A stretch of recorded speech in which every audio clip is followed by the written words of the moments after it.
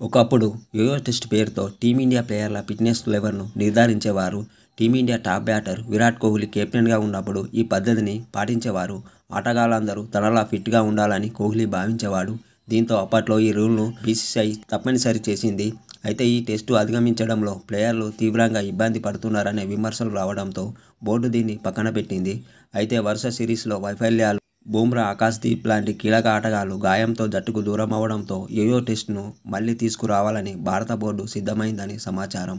ఆటగాళ్ల ఫిట్నెస్ విషయంలో ఇక మీదట గందరగోళం ఉండదని, ఫిట్గా ఉన్నవాళ్లే జట్టులో ఉండాలని బోర్డు పెద్దలు భావిస్తున్నారని సమాచారం.